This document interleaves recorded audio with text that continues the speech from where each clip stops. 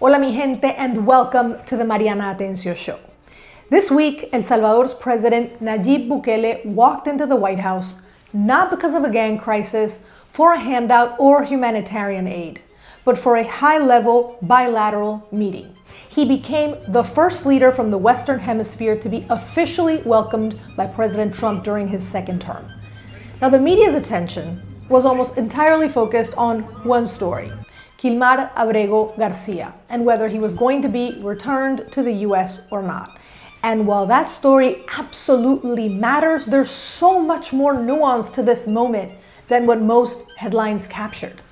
And Bukele, yes, is controversial. His crackdown on gangs in El Salvador has been both praised and criticized. Some hail it as a bold solution, others as a threat to human rights.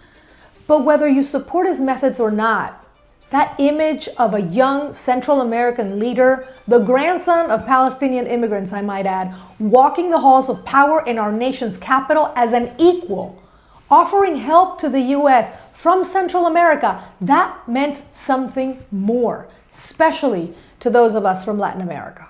And even Bukele was upfront about it. He said, listen, we're a small country, but we're here to help if we can. Let's listen to what he said right at the beginning of that joint press conference. Well, it's an honor to be here in the Oval Office with the President and leader of the free world. We're very happy and we're very eager to help. We know that you have a crime problem, a terrorism problem that you need help with. And we're a small country, but if we can help, we will do it. So not for a handout, we're here to help. That's huge. Now let's talk about what dominated the coverage, and it was the case of Kilmar Abrego García, a Salvadorian man erroneously deported back to his home country. The administration already said this was an error, and whose return the Supreme Court said should be facilitated. This case is serious. It should be investigated. I've covered it on this show myself. I'm actually going to place a link to that episode, which was in Spanish, by the way, in the description below. Human rights aren't optional, they are essential. I'm being emphatic about this. But when we reduce an entire diplomatic visit to just one story, we lose the bigger picture and the chance to ask, what does this moment represent?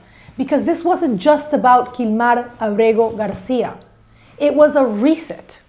And I've covered stories all over Latin America. I've been to the border, to shelters, to courtrooms, to refugee camps. I've seen the pain of our region firsthand. And what I saw this week in Washington wasn't that. It was a presence, it was confidence, and many people across Latin America are watching with pride. And I don't know how closely folks here in the US or in Europe are following this line of thinking, but in Latin America, sin duda, without a doubt. El Salvador, once dismissed as the murder capital of the world, is now being discussed in terms of safety, of growth, of tech innovation. That's a seismic shift, which didn't happen by accident. In 3 years' time, it's nothing short of miraculous.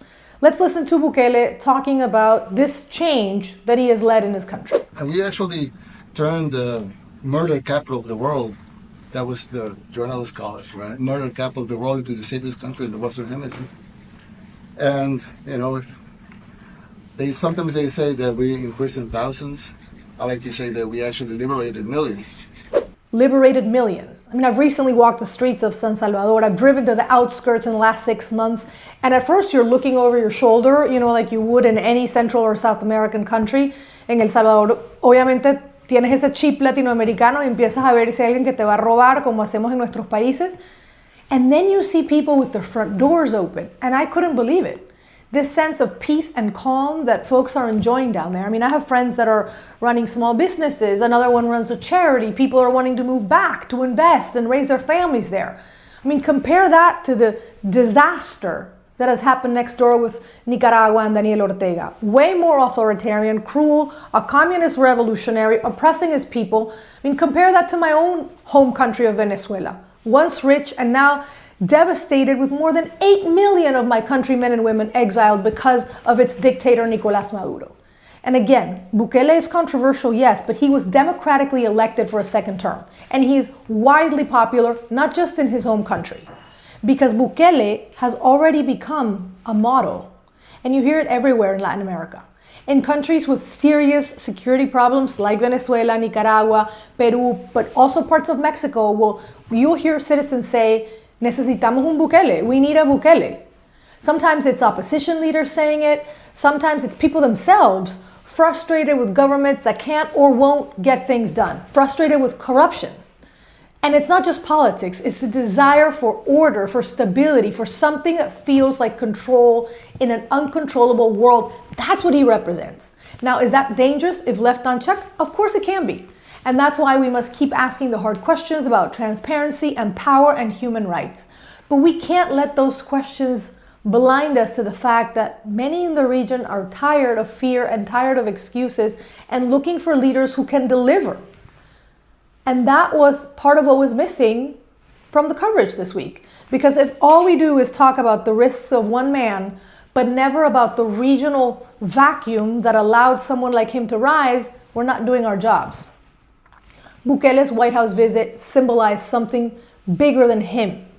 It was about El Salvador no longer being crime-ridden, no longer being a place that used to send unaccompanied minors to the US because of how desperate people were there. I mean, I remember that I covered the 2014 crisis of unaccompanied minors crossing the US southern border. That was during Obama's second term. I was working for Univision. And the kids came from the Northern Triangle, many from El Salvador. This week, completely different story. It was about a country, small, often overlooked, claiming space in global conversations, not as a crisis, but as a case study. And that's why I believe this moment matters. Not because Bukele is perfect, no leader is, but because the region needs to see what's possible beyond the Nicolás Maduros and the Daniel Ortegas of this world. A country that was once on its knees, now walking proudly into the White House. That visual, it's powerful. So yes, cover Kilmar Abrego García. I've done it myself. Demand justice, ask the hard questions, but don't forget to also tell the full story. This wasn't just a meeting. It was a signal that Latin America isn't a footnote or a backyard. And the Trump administration knows this. It's the reason why, for the first time in a century, the US has focused so much of their foreign policy on our region. And the world is finally starting to pay attention. Now, if you feel this is a viewpoint that you hadn't seen out there, that you appreciated learning about, please share this video, subscribe to our show, because understanding what is happening is the first step in transforming what will come. I'm Mariana Atencio. Thank you for being here. Soy Mariana Atencio y gracias por estar aquí.